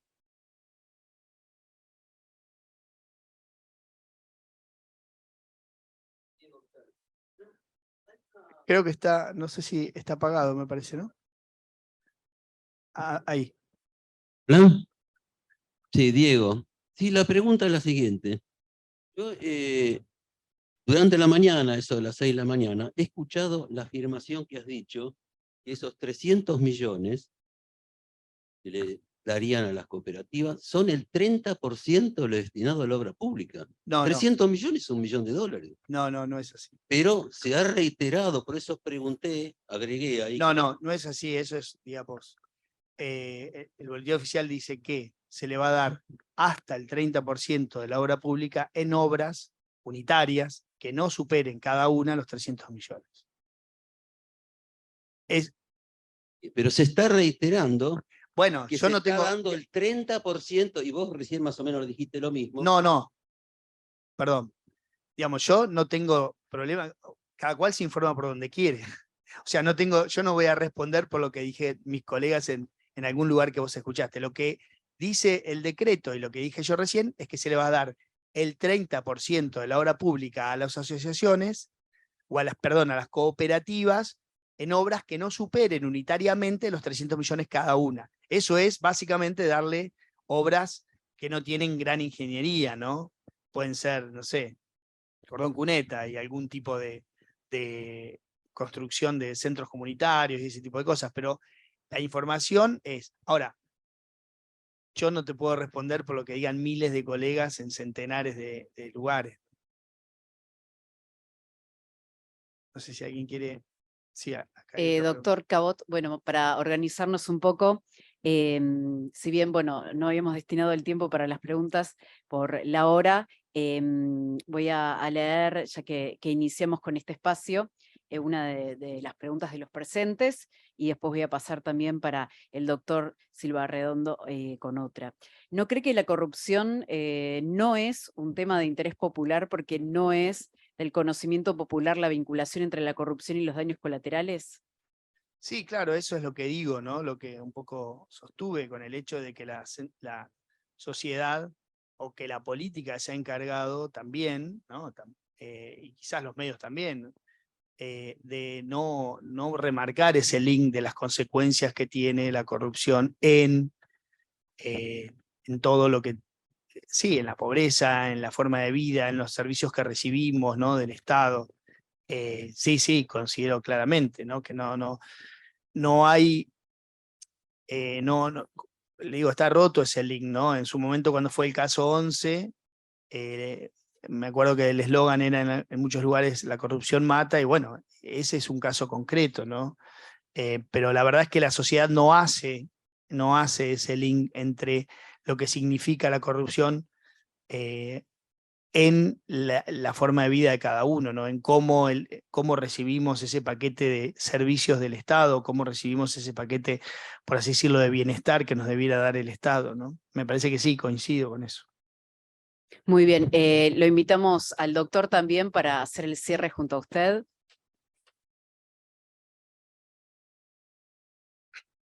Voy a leerle una de las preguntas que va dirigida hacia usted, doctor. ¿Qué capacidad se tiene en la actualidad de detectar casos de corrupción por la ley 27.401? Excelente pregunta. Creo que en la ponencia aclaré, y no quiero ser duro, pero hoy para mí es una ley de papel. Como está previsto todo, por eso en las conclusiones comenté que una forma de incentivar sería, que no, tampoco es lo correcto, porque si hablamos que le tengo que dar dinero a alguien para que me diga lo que está mal, estaríamos haciendo algo que no corresponde. Pero hoy por hoy la sociedad está funcionando así. Hay un estímulo y entonces en base a ese estímulo responde. Muy bien. Yo, sí, acá Sí. hago alguna consideración. La verdad es que hoy no hay ningún estímulo, o sea, concreto, más allá del formal, ¿no? A denunciar la corrupción. Es tremendamente duro el camino de denunciar la corrupción. Yo se lo digo por experiencia, ¿no? Desde robos reiterados hasta amenazas a mis hijos. Entonces no hay ningún incentivo, absolutamente ninguno. Uno sabe exactamente cómo funciona el poder cuando es denunciado. No sabemos, o sí sabemos, lamentablemente yo sí, cómo funcionan los empresarios cuando son denunciados. Y quizás es mucho peor por la poca trayectoria, la poca gimnasia que tienen, viendo cómo su nombre queda, digamos, en las páginas de policiales o de judiciales. Es mucho peor. Hoy por hoy no hay ningún incentivo, y es más, el gran incentivo es a no hacerlo, ¿no? Uno queda en medio de un proceso de descalificación feroz. Le pasó al fiscal Luciani, ¿no? Estos días, que es fiscal, y con todas las posibilidades que tiene un fiscal y las herramientas que tiene, le pasó quedar en medio de un proceso de descalificación absoluta, ¿no? Y le va a pasar de por vida,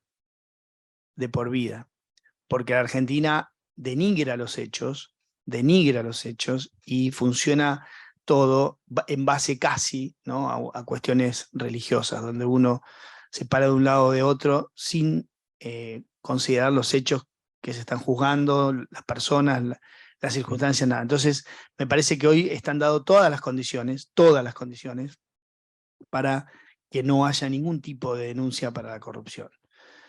Y no solamente para, por así decirlo, los periodistas o los fiscales y demás, sino para los mismos miembros del sistema, que también quedará fuera para ellos, como decíamos hoy, ¿no? La relación con el regulador es tan tan beneficiosa que quedar afuera prácticamente los deja afuera del comercio, al mercado, de lo que fuere, ¿no? Entonces, me parece que los incentivos están dados exactamente para el otro lado hoy. Muy bien, tenemos otra pregunta allí atrás con el micrófono. Hola, sí. Estaba relacionado un poco con lo que estaban comentando, con el tema más que nada de la justicia, y que al no haber ningún ejemplo paradigmático de causa de corrupción en el cual terminen en alguna situación, ¿por qué la sociedad va a tomarlo a eso, digamos, como lo que debería ser? Porque en otros países, pongo el ejemplo de Brasil, los empresarios fueron condenados, algunos fueron presos o tuvieron algún arreglo, algún sistema por el cual parte de ese beneficio se reportó de nuevo a la sociedad. No es el caso de la Argentina. Entonces, ¿cuál va a ser, qué se le puede decir a la sociedad en su conjunto para que esto cambie y tengamos un aliciente o alguna forma de poder vislumbrarlo eso en un futuro? Sí, entiendo. Sí, la Argentina tiene un problema, ¿no? Y por ahí esto es motivo más de pensamiento jurídico que periodístico, que es que nosotros, es verdad que no tenemos culpables, ¿no? La Argentina es una sociedad que no tiene culpables, pero quizás el principal problema para todos nosotros es que no hay inocentes, más que no hay culpables. Porque en ese mundo del poder y demás, lo que hay es sospecha. Y, por ejemplo, la política funciona perfecto en un mundo de sospechas. No les importa, no les importa. O sea, realmente no les importa tener una causa y demás porque la subvencionan con dinero de no sé quién.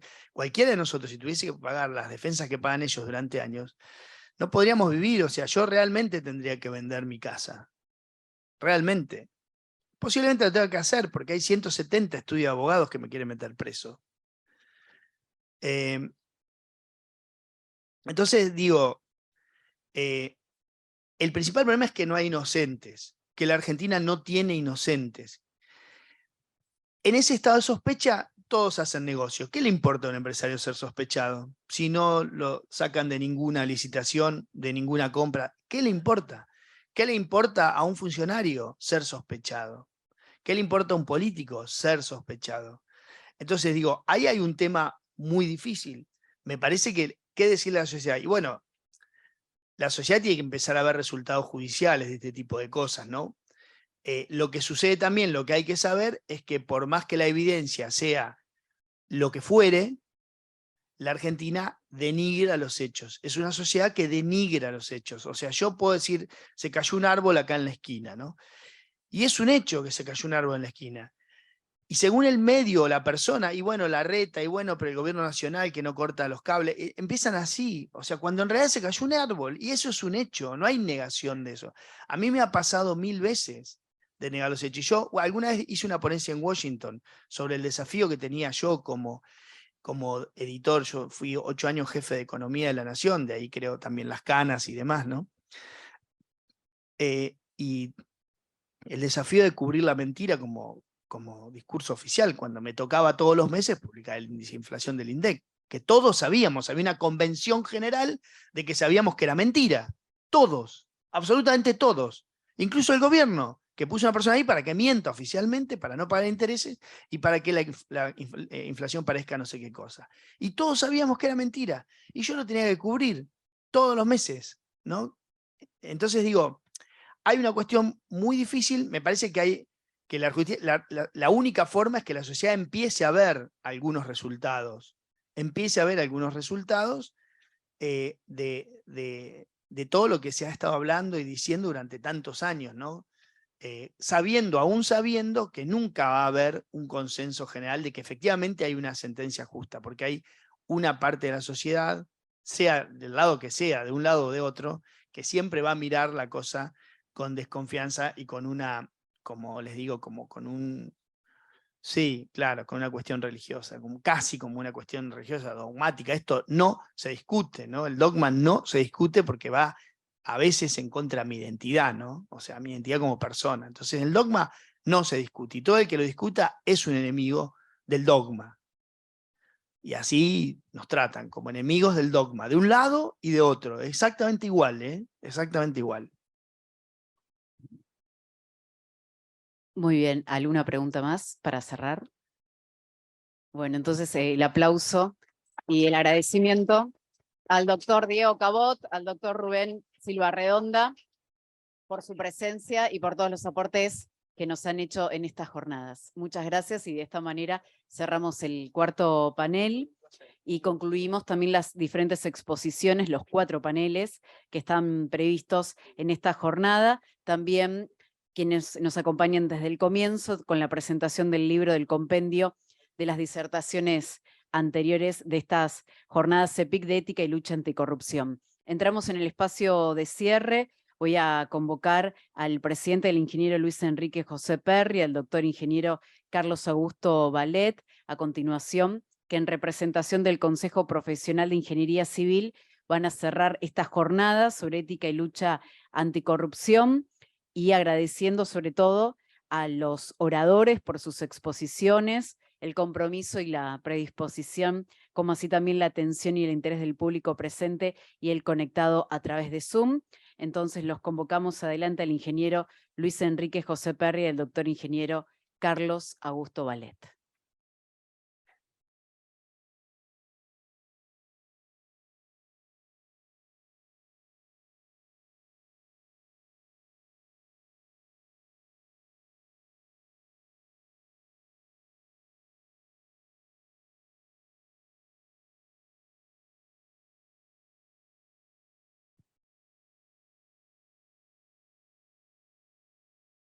Y esperamos unos segundos que despida a los panelistas. No hay ningún problema.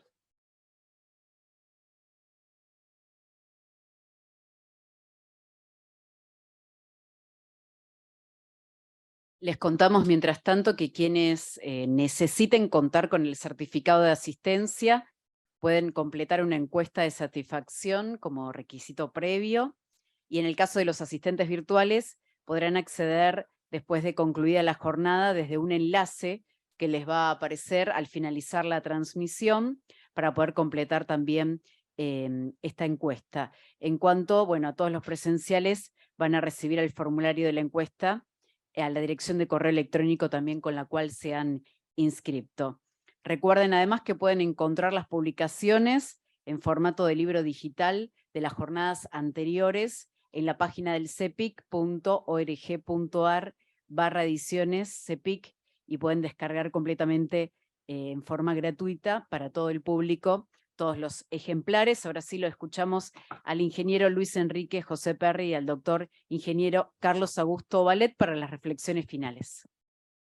Bueno, ya por razones de horario lo voy a hacer sinceramente breve. Y bueno, una vez más, el agradecimiento a todos, al Consejo por el espacio, a la comisión organizadora, al personal del CEPIC, a mi colega Patricia Ancil en la subcomisión, al subgerente Alberto Sáenz, a Virginia Leyton, a Florencia Biasi, que trabajaron intensamente para hacer esto posible, ¿no? Y, por sobre todas las cosas, al soporte que da el CEPIC. Porque, un poco más allá de todo, este es un evento no sponsorizado, que es muy importante, ¿no? Porque finalmente es un evento 100% de producción nuestra, con las limitaciones o no que pueda tener, pero que implica 100% producción local. De todo, quiero brevemente, no quiero dejar pasar 2 minutos, si me das la oportunidad. De todo lo que venimos haciendo todos estos años, queda claro que la sociedad, por lo menos en lo que me tocó vivir a mí como ingeniero civil, en los últimos 40 años ha tocado y ha solucionado algunos temas, por ejemplo, democracia, derechos humanos, género e identidad. Está tratando un poco sostenibilidad, medio ambiente. Viene en franco retroceso el tema de educación, eso estamos todos de acuerdo, pero es cierto que este tema de corrupción ha ido de mal en peor. Es un tema viejísimo, es un tema ancestral, es un tema del virreinato. Hay innumerable cantidad de citas históricas a la corrupción en el virreinato. El virreinato del Perú, el virreinato del Río de la Plata, el sistema de flotas y galeones de los españoles que hacía posible un trayecto ridículo vía Mendoza, y empezaban a contrabandear por el Río de la Plata, y así se generó el contrabando generalizado en la ciudad de Buenos Aires. O sea, es innumerable la cantidad de historia que hay, mucho antes de Cambalache, del tema corrupción.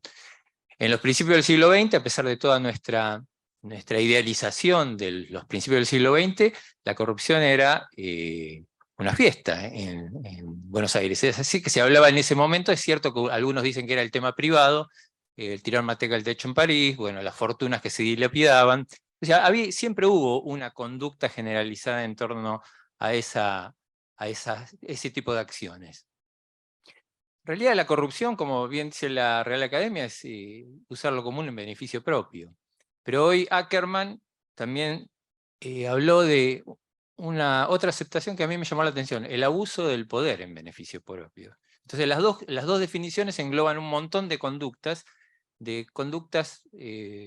permanentes que tenemos todos, ¿no? Es decir, inconscientemente caemos en ellas.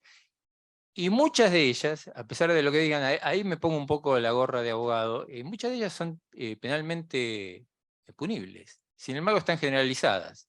Y ahí me viene otro tema a la cabeza, que es que la generalización de esas conductas es una costumbre.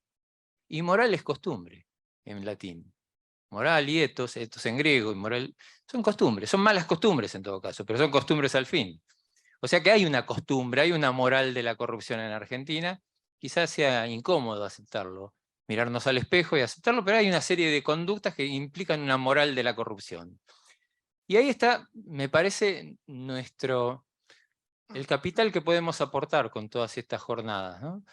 Y que es esta variedad innumerable de protagonistas, ahora son como 50 en estos últimos 3 libros que hicimos, con este último 35, más los anteriores unos 50, personalidades de todos los tipos de ámbito imaginable que hablan del tema.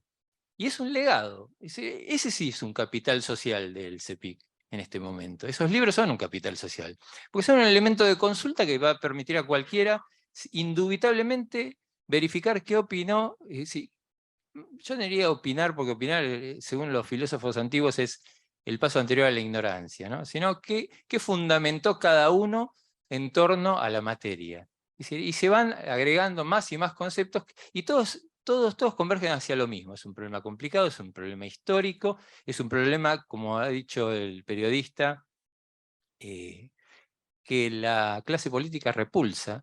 Esto es indudable. El poder, al poder no le interesa hablar de esto, en todas sus formas, sea empresario, sean organizaciones intermedias, sea privado, el Estado. Es un tema común, es un tema que yo diría que acá la ideología común es esa. La ideología común entre todos los sectores es esa. De eso no se habla y de eso no se toca. Y lo que podemos hacer en torno a eso es no solamente cumplir nuestra competencia y jurisdicción. Nuestra competencia y jurisdicción en el corto plazo es la ética, indudablemente. Es aquello por lo cual tenemos nosotros poder, entre comillas. El decreto 1066, el código de ética, con sus fallas o no, es lo que tenemos a mano para controlar una de las partes de este problema, que es la ética profesional, o sea, nuestra relación con el entorno.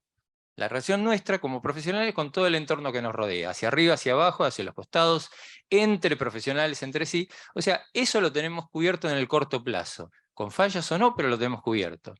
Pero también en el corto plazo podemos hacer lo que estamos haciendo, visibilizar el problema, canalizarlo. Un consejo profesional, acá lo dijo el colega de otro colegio profesional, ante todo puede ser una herramienta para visibilizar el problema a la sociedad. A veces tenemos éxito, a veces no, a veces convocamos mucha gente, a veces es la alternativa, son las reglas de juego. Y también tenemos en el corto plazo la posibilidad de empezar a hacer tareas educativas. El libro que largamos es una forma de contribuir a eso, es un legado en torno al tema educativo, es un comienzo de un aporte propio, con contenido propio que tenemos para el efecto. Pero también hay tareas, esas serían tareas de cortísimo plazo, y en el mediano y largo plazo hay mucho que hacer también. Yo no sería tan escéptico, porque es evidente que hay que focalizar en la educación. Y la educación es de mediano y largo plazo, no se arregla de un día para el otro. En ese sentido, educar en valores éticos, que es el panel que venimos repitiendo y que invitamos constantemente personalidades, es fundamental. Es decir, la educación se tiene que dar desde el nivel inicial, primario, secundario, terciario, universitario, posgrados, en todos los sectores. Es cierto que cuanto más avanzamos, más tarde llegamos. Eso se ve en los chicos. Es decir, y los chicos, como vimos en ANEIC, ¿qué nos dicen? Es la respuesta simpática que tuvimos ante de qué se habla es la no respuesta, como dicen los chicos. Es decir, nos respondieron que nada se habla. La representante de ANEIC no tuvo palabras para decir respecto a qué se dice de la corrupción en las universidades, porque no se habla de eso. No sé, directamente no es materia, no es tema de interés. Y eso también tendría que llamarnos la atención. Yo no soy idealista, pero me parece que tendríamos que mirar un poco qué estamos haciendo en la materia, porque en definitiva esto es un tema que nos va a quedar para nuestros hijos. Realmente no lo vamos a disfrutar en su totalidad nosotros. Y para terminar, en el largo plazo, y hecho el agradecimiento a la institución, nuestra tarea es, yo creo, 100% la educación. Formar en la materia, en este caso, a nuestros colegas, en todo lo que podamos aportar, bienvenido. Pues una vez más, gracias, y les agradezco estar acá, a los que están y a los que están vía internet. Bueno, voy a ser muy cortito porque me tengo que ir. Simplemente agradecer a la comisión por todo lo que trabajó, por el nivel de los expositores, y en particular quería hacer un comentario a la antigua ley mencionada por el ingeniero Aníbal Tolosa. Esa antigua ley es la que nos soporta a nosotros. Nosotros tenemos soporte jurídico y en base a eso tenemos la jurisdicción nacional. En base a la jurisdicción nacional está el ingeniero Esgrelli, expresidente acá presente, que estuvo en Brasil, y estamos trabajando el tema del ejercicio profesional dentro del Mercosur. Somos el Consejo de Jurisdicción Nacional que está discutiendo eso, y con las provincias tenemos el problema que nos están discutiendo, o sea, discuten la jurisdicción nacional porque tienen los aportes previsionales que es del 10% de los honorarios. Entonces, ellos quieren tener todas las obras y nosotros, que no cobramos ningún 10%, solamente un aporte mínimo para sostener la institución, tenemos un problema serio y es muy difícil en un Congreso que está absolutamente fuera de los problemas de ingeniería y de infraestructura seria que aquejan al país, llevar esto con voz y peso como para poder movilizar el Congreso de la Nación. Muchas gracias por estar presentes y bueno, seguimos, todos los que quieran trabajar con el CEPIC son bienvenidos, estamos para hacer cosas en favor de la ingeniería. Muchas gracias. Gracias al ingeniero Luis Enrique José Perry, presidente del CEPIC, al doctor ingeniero Carlos Augusto Valet, integrante de la Comisión de Ética y Lucha Anticorrupción, por estas palabras finales. Les volvemos a agradecer a cada uno de ustedes por su atención y nos volvemos a encontrar seguramente en la próxima jornada de Ética y Lucha Anticorrupción. Muchísimas gracias. La invitación en este cierre de la jornada, los invitamos a todos los presentes a compartir un pequeño ágape junto a las autoridades del Consejo.